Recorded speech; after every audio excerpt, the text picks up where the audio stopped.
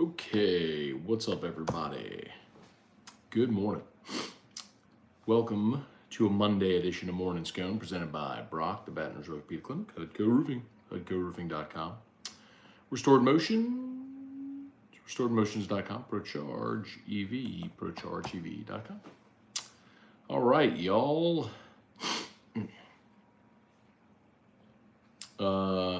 Saints drop their preseason finale to the Texans. A little bit of a bummer. There. But, all in all, I think, the things that I wanted to see probably did. I think, namely and notably, I wanted to see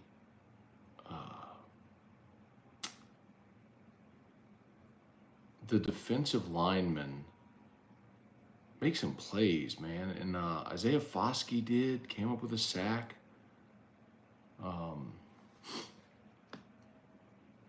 Brian Brzee blew up a play. Nice quarterback hit. It was nice to see them get their names called.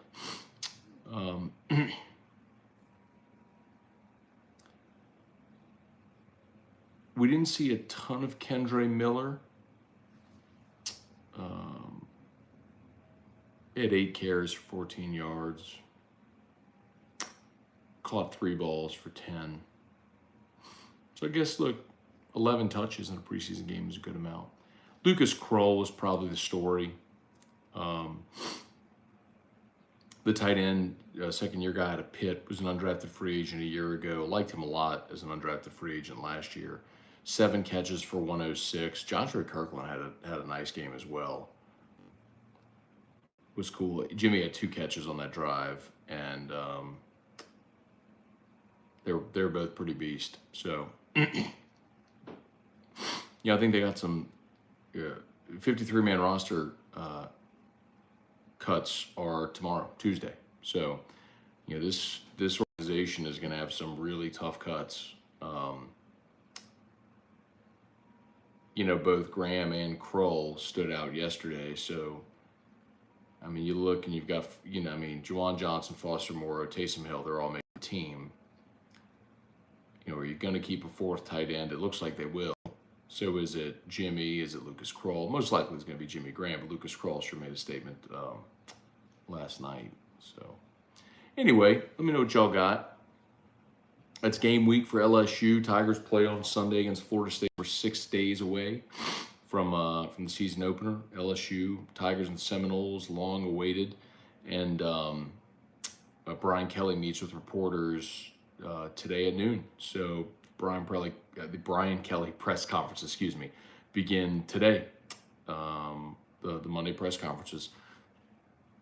So make a note. That'll be part of our weeks here, 2-4. Okay, let's say some good morning, see what y'all got here. Alan Coleman, good morning. Vernell Thomas, good morning. So Vernell said Jake Hanner showed he's not that guy, I think. So here's the thing, Vernell. I go into a preseason and I certainly look at a quarterback and a guy that they took a flyer on in round 3. Like, I don't have grand expectations for, I'm not looking at Jake Haener,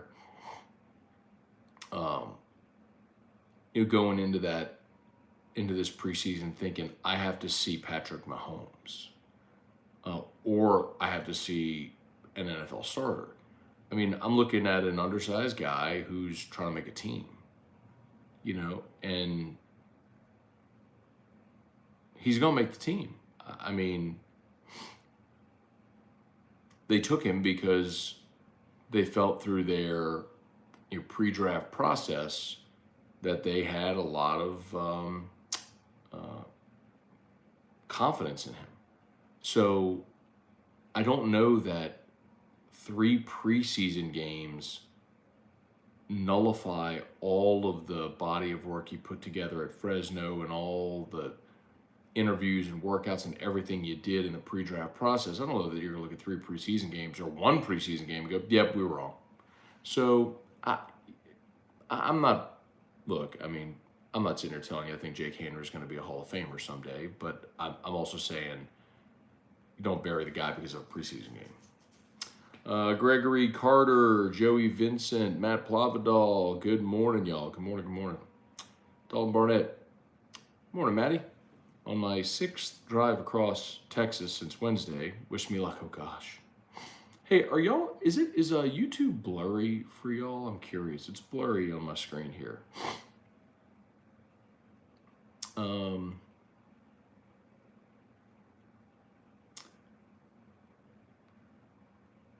Jesse Brown, morning, Matt, big decisions for the Saints, Graham or Kroll is one. Yeah, man, Jesse, I'm going to go back to maybe a similar point, that Vernell was just asking about with Haener. I don't know that whenever they signed Jimmy Graham, they clearly had an intention of how he was going to be used on this team. I don't know that 1 preseason game nullifies that, especially when Graham had a couple of really nice catches in it as well. So, trivia, leave YouTube alone. Larry Gardner, good morning. Let's see. Matt will be using the LSU sports app to listen to the game once week 2 starts. Got Amazon Sunday for week 1, so be home for that one. Okay, very good, very good. Irfan Sayad, good morning. Tim Gotro, Marine Sniper 42, good morning. Bryce Burks, Reed Rule, looking like a Cat 3 storm will be hitting Tampa area tomorrow, Wednesday. Any concerns this could mess with the game? Not really, Reed. The game is Sunday in Orlando. So based on the models that I've seen, Central Florida will get maybe some of the outer bands. It could always wobble, we know that, but it certainly feels like, barring a total catastrophe, from Tuesday, Wednesday to Sunday is plenty of time. Now, I know the concern always with storms is, well, first responders, are they available? Do you take away the first responders from recovery to go work a game? And I understand that, but the state of Florida, quite honestly, has dealt with natural disasters really well. I mean, they seem to have their processes down in a way that we don't. But anyway, Wacky Chris, good morning. Jesse, Matt, do you think this may be the toughest cuts for the Saints team in DA's tenure? Well, it's only the 2nd year under Dennis Allen, so I think that what complicates this year, Jesse, is the fact that you've got a third quarterback in Jake Haener. You're probably keeping a 4th tight end in Jimmy Graham. Which, I mean, look, last year their 4th tight end was Nick Van Nett, so they kept the 4th last year. They had Juwan Johnson, Taysom Hill, Adam Troutman, and Nick Van Nett. So they had 4 last year. So, but where I think maybe what makes this year, excuse me. I think what maybe makes this year different is just where you have depth and where you have depth and how you decide where you're going to keep extra players on the roster, namely receiver, defensive back, linebacker. Wendell Norman, Zach Swan. Let's see, Cajun Country. Which one is gone? Groupie or Lutz? To Denver, my opinion, Lutz. So, again, I don't know why the assumption is that they're going to Denver. I mean, I know obviously there was the Peter King story where he floated the idea of Will Lutz maybe being traded to Denver. Groupie was good again last night. He did miss a 60-yarder, but boy, he had plenty of leg on it. I think on the broadcast they said like he had the distance from 68. So, I mean, I think Will Lutz has the job. But somebody's going to sign Blake Groupie. Somebody needs a kicker. Man, hopefully the Saints keep him on the practice squad. But, there's teams out there that are going to need a kicker, and that kid's probably going to get an opportunity. Greg Carter, do you think the Saints look at other options in the trenches when cut day comes? Absolutely. You look at every position. So, like, it's worth noting, and I'll tell you this again tomorrow and probably continue to repeat it, but we always talk about, like, the final 53. It's actually the first 53 because guys will make the team on Tuesday and they will be cut on Wednesday because what happens is 31 other teams are going to make their roster cuts and you're going to have,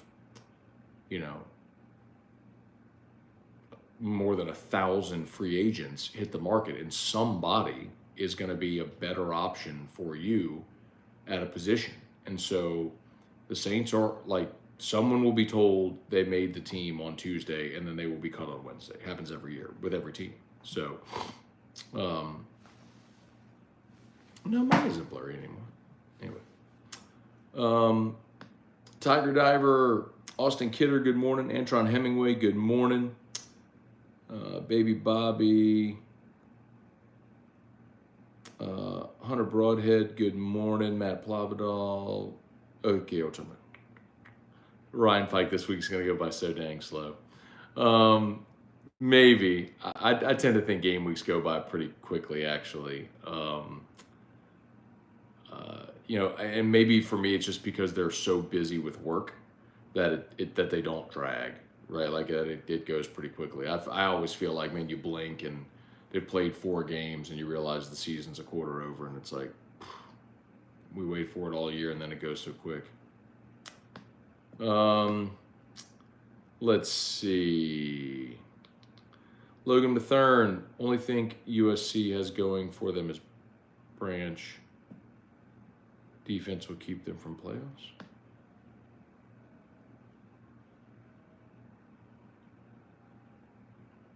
I guess that's the only thing USC has going for them is Branch.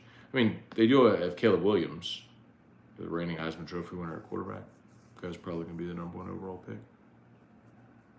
Bart St. Germain, good morning. Fernell, Brazil look good. Nick Anderson, Kroll, linebacker Sewell also look good. Yeah, linebacker's going to be an interesting cut to see how that goes. That's maybe my linebacker and receiver. I think is my most interesting. Michael Cook, Jeremy Sagely, Ryan Amanda Guidry. Good morning, y'all. Good morning. Trey Patan, Kelly Gross, Dalton Pichon. Let's see, the line in Vegas is 2.5 favor LSU. Curious score prediction. Not ready to give a score prediction yet, Dalton. I'll do that later in the week. I know everybody keeps asking, but I'll do that. I'll do it. I'll just do it later in the week. I haven't actually sat down and thought real long and hard about a score. I think the odds makers have it right, and that it's probably a close game. I think you're looking at something like a 31-27, 31-24 type game. But I'm not ready to lock anything in. Brad David, does Army still run the triple option? They do not, Brad. So that is one of the interesting storylines of this offseason that when LSU gets closer to Army Week, we'll talk more about. But so there's a new rule in college football that essentially eliminates cut blocking. And if you're going to run the triple option, you got to be able to cut block. And so Jeff Monken, their coach, said this offseason they're changing their offense to something more traditional. I think they will certainly have triple option elements in it, but that's not going to be exclusively what they do. So yeah, so the game that LSU against Army, it's going to look a little different than it would whenever you schedule that game, thinking you're going to play a triple option team in the middle of the season. Hey, Brian Penton, good morning. Did you see Skeens' bad outing? He needs to get rid of Dunn.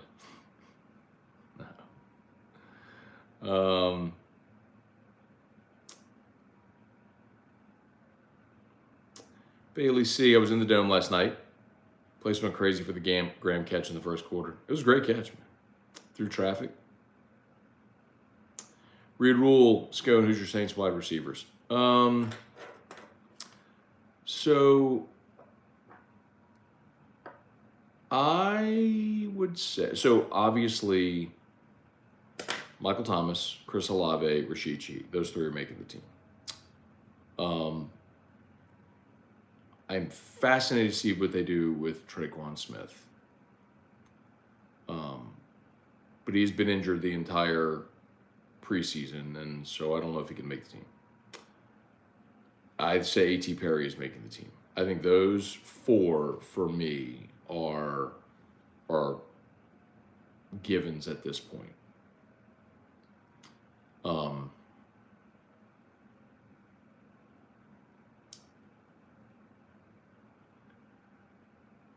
Who the fifth will be? Just backpack. Hang on a second.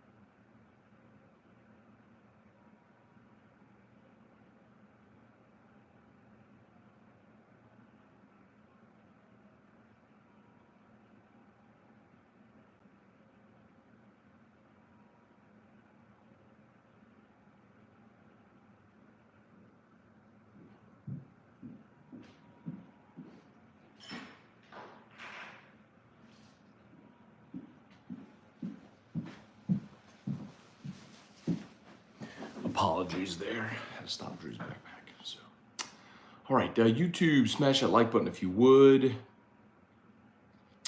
Let's see, Brian, do you think Kirkland makes the roster? I do not. Scott Fontenot, 3 more work days before the fam and I start our travel to Orlando. Can't come fast enough. I am really curious, man. I'm legitimately curious how many LSU fans are going to make that trip. Thomas Sapinza, will we keep 4 tight ends? Yes, I think they will. I think they will keep Jimmy Graham as the 4th tight end. Ray Langwa, good morning. Tiger Diver, outside of Jimbo, any other SEC coaches on the hot seat? I would say Eli Drinkwitz, for show. Bubba Tatum, morning. First storm prep of the year. You know, late too, right? I mean, in fact, we're at the end of August and we're just getting our first threat of a storm is a little odd. Dale Broussard, let's see. Bubba Smith, good morning. Anything else, y'all? Anything else?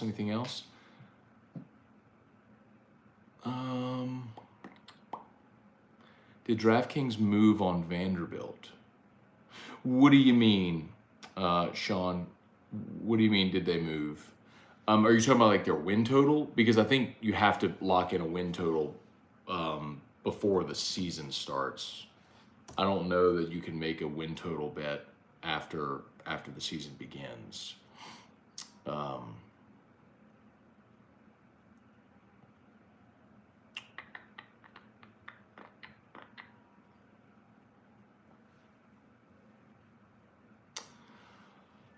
Um,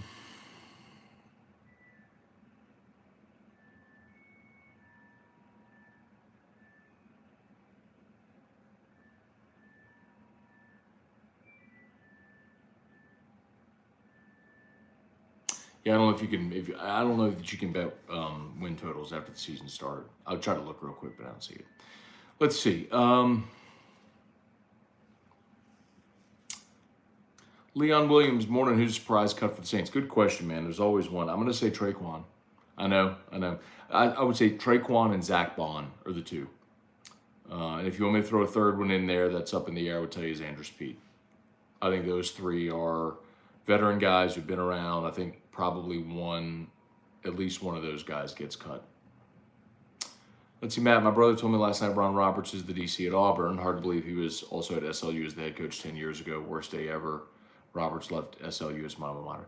Ron Roberts is a great coach, man. He's done an awful lot in this profession for sure. Let's see. Michael Thacker, good morning. Saw a stat from Max Johnson in 2020-2021. 3,800 plus yards passing, 35 touchdowns, 7 picks. Why does that seem so off?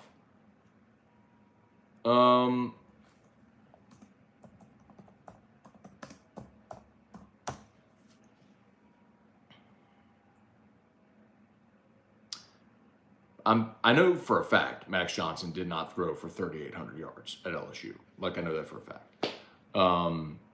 Here it is. His stats in 2021 were 28-15. Oh, you're combining the years. So you're combining the two seasons. So, but remember, he started the bulk of the season in 2021. I mean, he was he started the game against UCLA out in LA. I mean, he was the starter that year. And I'm looking at it, he threw for 2,800 yards, 28-15, 27 touchdowns, 6 picks. As a freshman in 2020, remember he kind of started late. Remember they used 3 quarterbacks that year. You started Miles Brennan, then you went to Finley after Brennan's injury, and then you went to Max Johnson. So when Max he ended up in that freshman year throwing for 1,069 yards, 8 touchdowns, and a pick. As a sophomore in 2021, when he was the starter, he threw for 28-15, 27 touchdowns, and 6 picks. So you're combining those two seasons. Yeah. I don't know why that seems off to you. It seems absolutely right. I mean, he was the starter in 2021. Max Johnson was a good player. Like, I think, maybe lacked some of the explosiveness or the wow factor. But the thing we always said about Max Johnson was he's big, he can make all the throws, smart guy, son of a coach who, or son of a quarterback who was coached up his whole life and very mature personally and then in the game as well. So,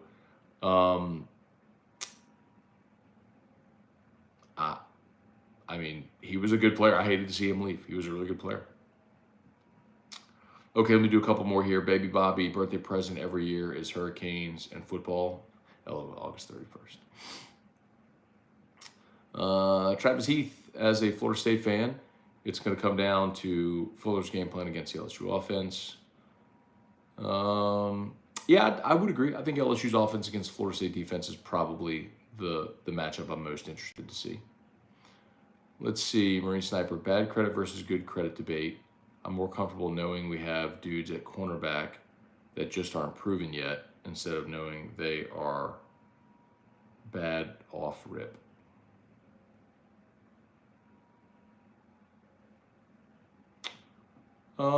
Yeah. Okay, Baby Bobby. Jeff Ruby's was a great pick.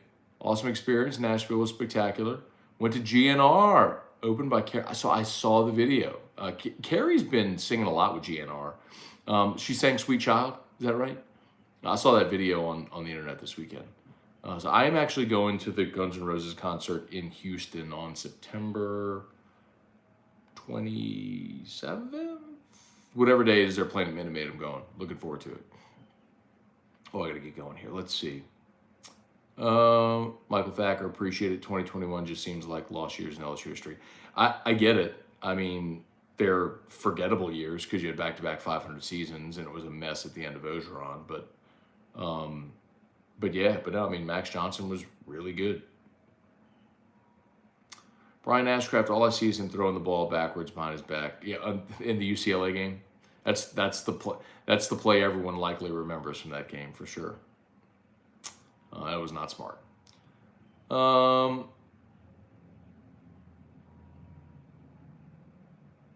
Max was dropping the ball in the bucket first half. UCLA game, his receivers had butterfingers. Never quite got in the flow that season, but he's a solid quarterback. Yeah, I mean, the problem with that game was the defense stunk. I mean, the defense, Kayshawn ended up kind of being a one-man wrecking crew for a bit of that game, and the defense couldn't tackle DTR or Charbonnet. So, it's a bummer. And that tight end from UCLA had a couple long catches. Bummer.